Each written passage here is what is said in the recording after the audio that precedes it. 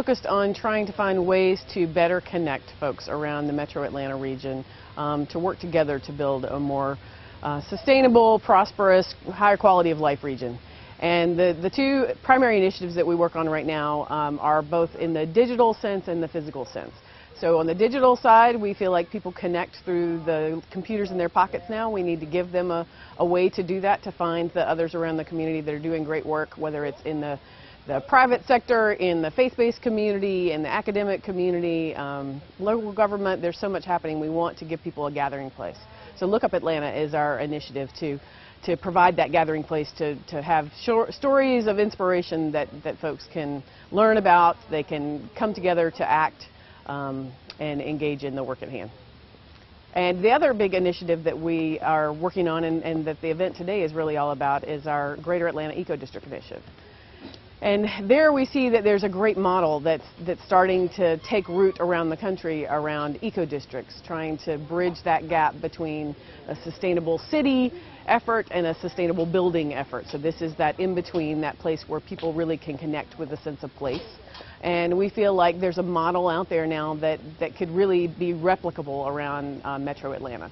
So we brought together some great thinkers to take a look at that model, help us figure out how we could fine-tune it for a broad range of communities here, whether they're residential communities, business community, an academic community, really anything. It's a framework that we've now developed that we feel like has got some good structure to guide communities along, but it's not so limiting that it's a one-size-fits-all, so it can apply to a broad range of folks. And we've got a great speaker here today who's going to be sharing some exciting work that's happening around the country on this front, and how he sees that what we're doing here in Atlanta is got potential to be real transformational. Well, this work has really been going on in a quiet way for over a year now. We are trying to build off of the great model that Midtown has laid for us with their first eco-district here.